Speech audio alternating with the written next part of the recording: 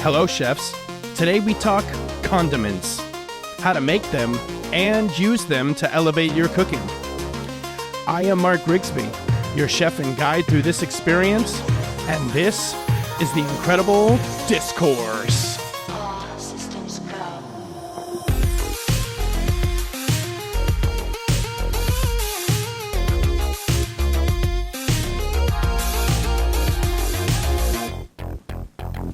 So as always, we start the show with an update about what we're up to. And boy, it feels like a lot. First, I want to announce that this will be one of the last shows recorded in our home base of South Florida. My family and I have decided to pack up and head out west. We'll be relocating to a town right outside of Houston. We've always wanted to move out of state, and we just felt like this was our chance. I will elaborate a little bit more towards the end of the show. Next, I am continuing on with the planning of Season 2. I know I mentioned that in the last episode, and I'm reinforcing it here. It will be amazing. I feel like I have a ton of ideas and content that will make next season even better than this one. So I hope you stay tuned in and locked in. If you like the first season, you'll love the next one. And if you haven't already, hit the like and subscribe button. This is your favorite podcast, so let us and everyone else know. Leave a 5-star review wherever you're listening to this. It helps us connect with more culinarians and get the show to more listeners trying to up their kitchen games. Now, let's get down to business. Yes? You tuned in to get a hell of an episode, right? So let's get to it. So, you know those bottles crammed in the fridge door? The mystery sauces you bought for just one recipe 2 years ago? Yeah, those aren't flavor. It's clutter. A real condiment isn't a crutch. It's a weapon. It's concentrated, deliberate, and it changes everything that it touches. One spoonful can balance acid, punch up umami, bring heat, or turn a plate from fine to unforgettable. Today, we're talking about flavor bombs, what they are, how to build them, and how they'll change your game whether you're cooking for 2 in your kitchen or for 200 behind the pass. So, let's load up your arsenal. Let's set the record straight here. A flavor bomb isn't just a nice extra you toss on the plate to make it look fancy. It's not a garnish. It's not a filler. It's concentrated flavor built to hit fast, hit hard, and change the whole personality of the dish in one bite. Think of it as your kitchen's ace card. When the rest of the plate is playing nice, this is the thing that brings the drama. It's acid that cuts through fat. It's umami that makes everything taste deeper. It's heat that wakes up your palate without burning it off. It's texture that keeps every bite interesting. Need some examples? All right. How about a bright, herb-packed salsa verde dripping over a perfectly grilled steak? Suddenly, that steak's not just meat. It's an experience. Or a creamy, spicy gochujang mayo smeared on a crispy fry. That's not just a snack. It's a hook that your taste buds can't stop humming. Or what about a spoonful of chili crisp on a soft scrambled egg? The heat, the crunch, the garlic punch. It turns breakfast into a mic drop moment. The key here is intention. Every flavor bomb you make has a job to do. And when you build them right, they're not just part of the dish. They become the reason people remember the dish. Here's the thing. Condiments aren't just about slapping on extra flavor. They're strategic. They have jobs. When I build a flavor bomb, I'm asking one question. What is this going to do for the plate? Will it balance acidity where you've got a rich braise or a fatty cut of meat? A squeeze of acid, lemon, vinegar, pickled vegetable. It cuts through and keeps your palate from waving the white flag. Or will it add umami depth? That savory, I can't put my finger on it taste that makes you go back for another bite. A little miso, anchovy paste, fish sauce. It's the secret handshake of great cooking. Or will it provide heat or brightness? Not just fire for fire's sake, but the right chili oil, a dash of harissa, or even a fresh jalapeno. They wake up your taste buds and make the rest of the flavors pop. Or could it add a contrasting texture?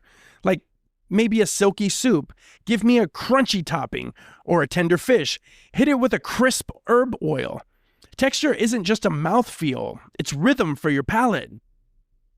Now, once you understand the jobs they can do, you start seeing the buckets that they fall into. Every condiment I've ever made lives in one or more of these 5 categories: acid-based, umami-rich, heat-based, sweet and savory, or texture-driven. Let's define these so that we know exactly what we're talking about. Acid-based are your bright notes, your palate cleansers. They cut richness and make heavy dishes feel lighter. Think tangy, pickled red onions on a taco or chimichurri dripping over charred lamb.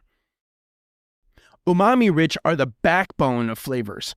They make a sauce feel like it's been simmering all day, even if it hasn't.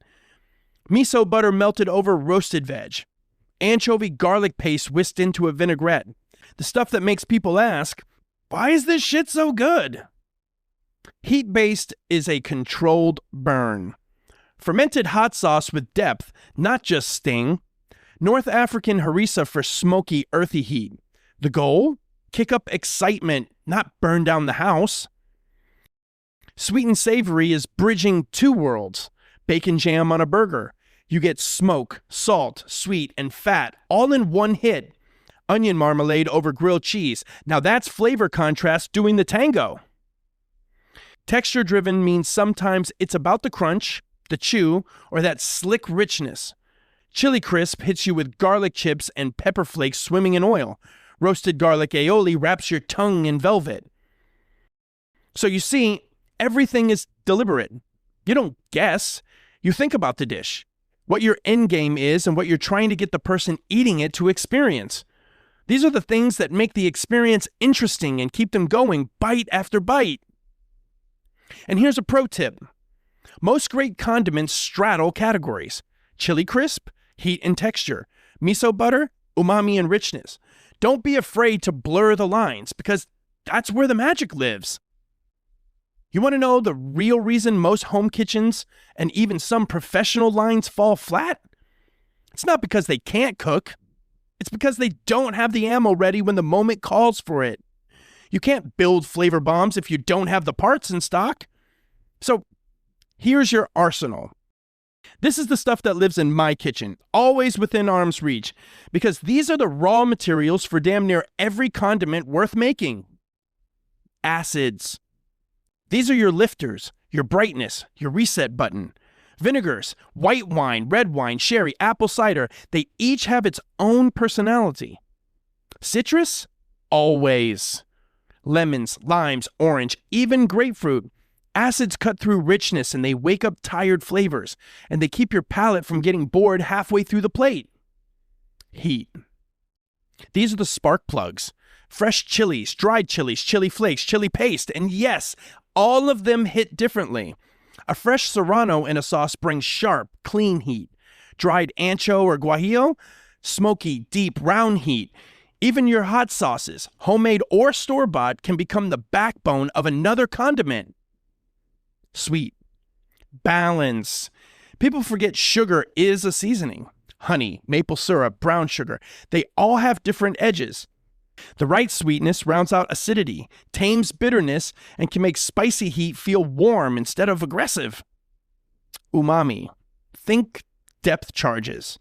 This is the stuff that makes you stop mid-bite and say, oh damn, this is good.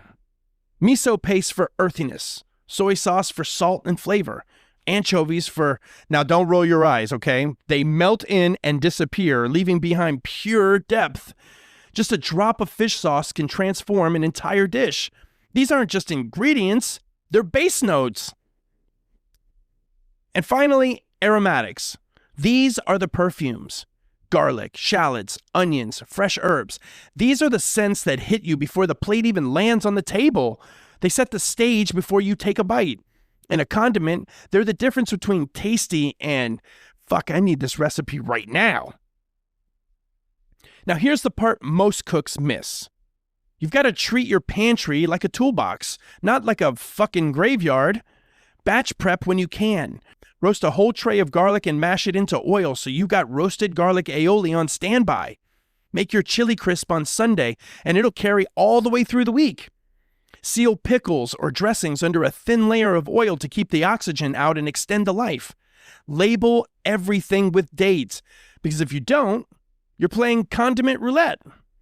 And don't lock them all into one dish. That chimichurri you made for a steak, spoon it over roasted carrots. Swirl it into a mayonnaise for a sandwich spread. Let your condiments work overtime, because they're not one-trick ponies. Now, I'm not going to give you a list of 50 just to make it look impressive. I'm going to give you a list of 5. 5 condiments I actually use in my own kitchen, at home and on the line, because they deliver every single time. Ready? Roasted garlic aioli. This is liquid velvet. Take whole heads of garlic, roast them until they collapse in their skins, and mash that sweet, nutty paste into mayo with a squeeze of lemon. Or you can make the aioli from scratch. Either way, it's rich, it's smooth, it's got that slow-cooked depth that tastes like you worked all day, even though it's maybe 20 minutes of on-hand time. Slather it on sandwiches, toss it with roasted potatoes, or drag a piece of seared fish right through it. The shit doesn't miss. It's perfect every time. Next is pickled shallots or onions. Your acid assassin. Thinly sliced shallots dropped into a quick pickle brine of vinegar, sugar, and salt. 10 minutes in, they're already working. An hour in, they're fucking deadly. Bright, sharp, and just sweet enough to stop them from being harsh. Toss them on tacos, burgers, grain bowls, or any dish that feels like it's missing a ping in the flavor radar. Spicy gochujang mayo. This one's the heat with finesse. Creamy mayo base, a spoonful of gochujang, a splash of rice vinegar, and maybe a touch of sesame oil if you're feeling fancy. You get spice, but also fermented sweetness and umami from the chili paste. Fries love it. Burgers love it. Hell, you get frisky enough, cold fried chicken needs it. Herb-loaded salsa verde. This one is your freshness bomb. Parsley, cilantro, maybe a little mint if you got it, chopped fine and swimming in olive oil with garlic, capers, lemon zest, and a hit of vinegar. Trust me, it's green lightning. Cuts through fat like a blade and makes roasted anything taste like it was kissed by sunshine. Meat, fish, vegetables, doesn't matter. Salsa verde is universal law. Crispy garlic chili oil. This one is the closer, the heavy hitter. Garlic sliced paper thin, fried gently until golden and crisp, then submerged in hot oil with chili flakes, sesame seeds, and a little bit of soy sauce. You get texture from the garlic chips, slow burn from the chili, and that deep roasted aroma that fills the kitchen before it even hits the plate. Spoon it over eggs, noodles, dumplings. Fuck, put it on ice cream if you're feeling bold. It all works. The magic of these 5 condiments is range.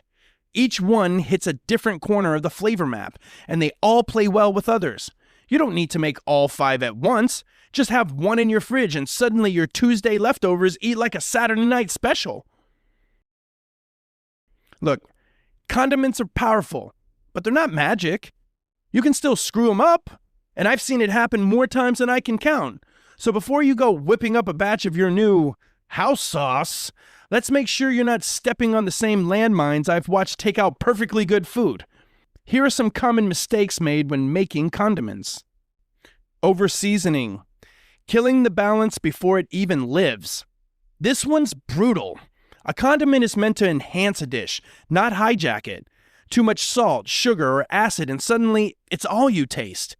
Remember, you can always add more, but once it's in, you're fucking married to it. So respect restraint.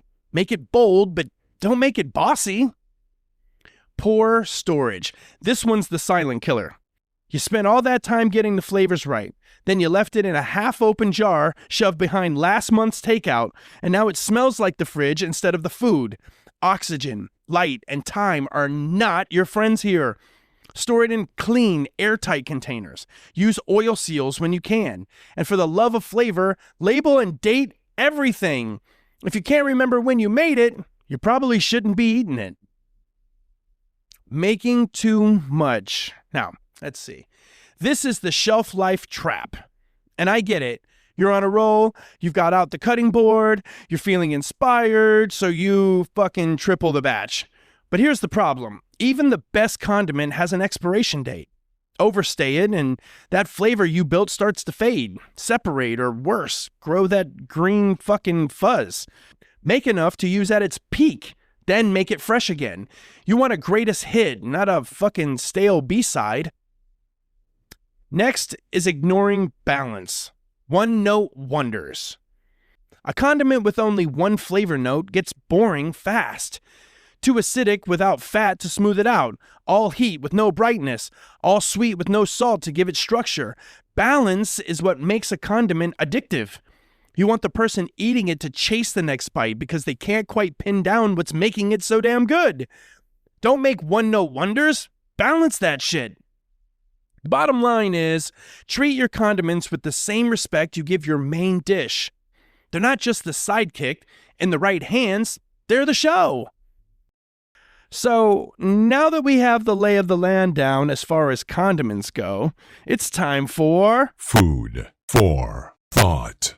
Or what I like to call Pro tips from a chef's list. All right, so now you know what flavor bombs are, why they matter, and how to build your arsenal. But here's where it gets fun, because you don't have to be running a professional kitchen to make this work for you. In fact, if you're cooking at home, you might actually have the biggest advantage. Here's the truth.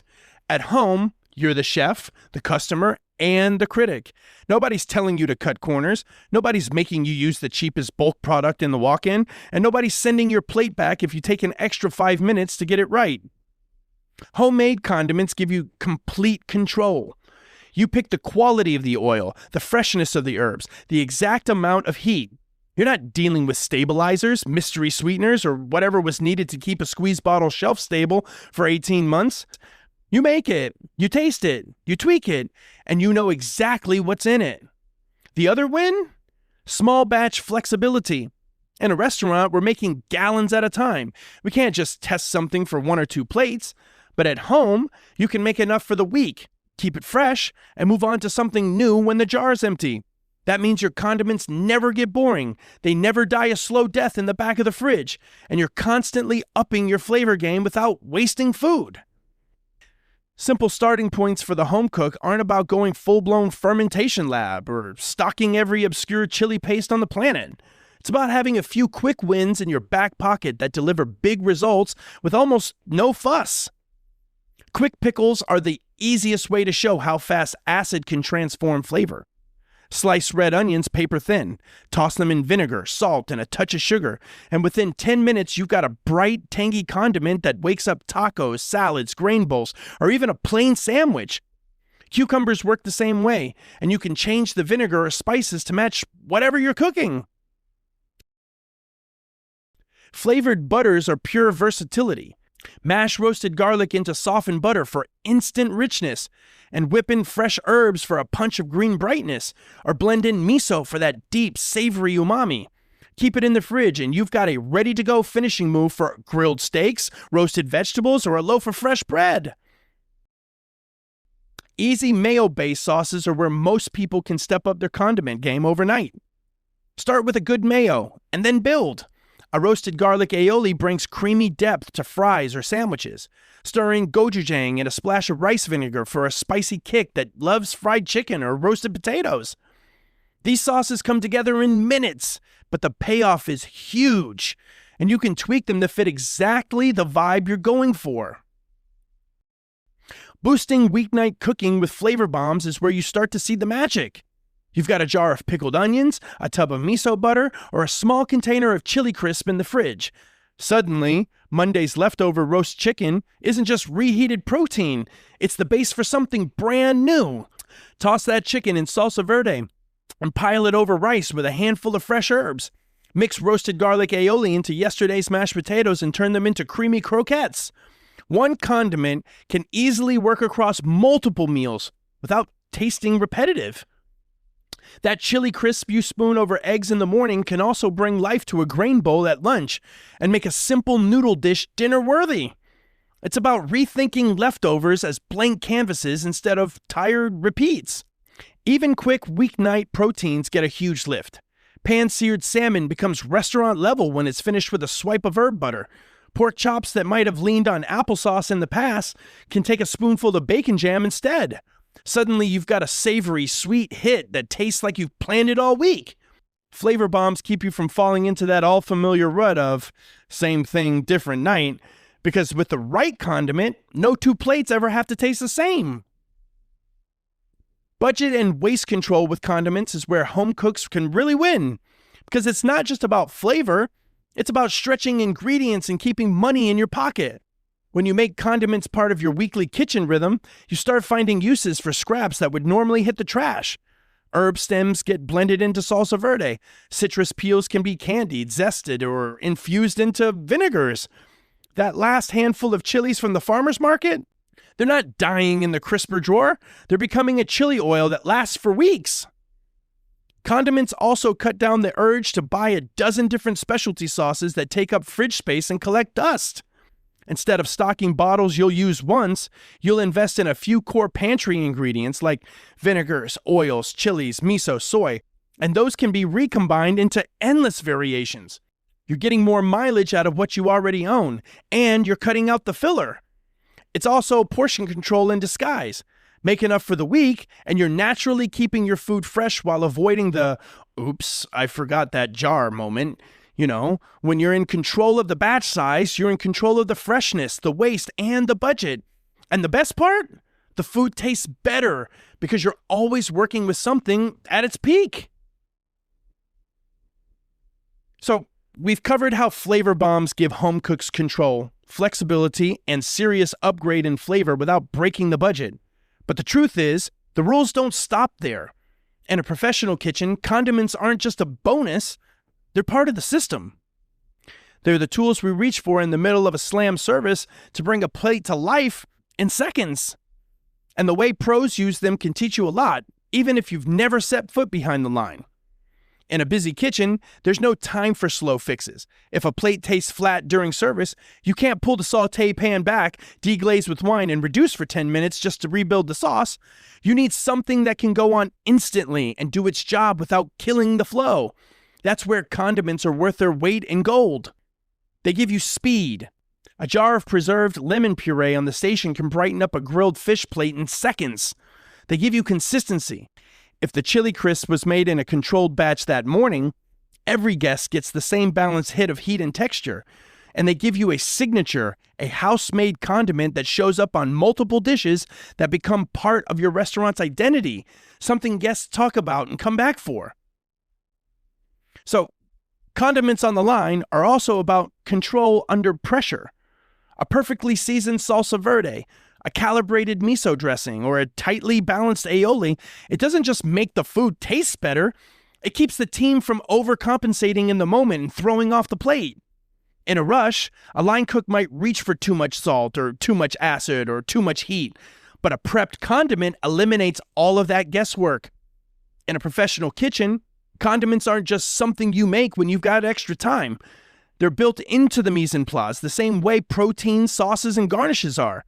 Every station has its flavor bombs lined up, ready to go, because in service, you don't have time to improvise. Mise en place integration starts with placement. A condiment that's used in every other plate should be right in front of the cook who needs it, not buried in the low boy under 3 sheet pans. The setup is intentional. Hotline cooks might keep chili crisp, salsa verde, or compound butters on the rail where they can grab and go. Cold side might have aiolis, pickles, or vinaigrettes in squeeze bottles, perfectly labeled. Labeling and rotation are non-negotiable. Date labels are as much about flavor as they are about food safety. That perfect chili oil you made on Monday? It's still fine on Thursday, but by that time next week, it's already lost its punch. Rotation ensures you're serving at its peak, not just when it's technically safe to eat. In a pro kitchen, flavor quality drops long before food safety becomes even an issue, and the guests can taste that. Scaling recipes for service is where pros really separate from home cooks. You can't just double or triple a recipe and hope it behaves the same. Heat levels, acid intensity, and even viscosity can shift when you scale up. That's why every house condiment gets a tested, service-size recipe, big enough to last through the rush, but small enough to stay fresh until the next prep. And the cook making it isn't just fucking winging it. They're following that recipe gram for gram, tasting at the end and adjusting to match the standard.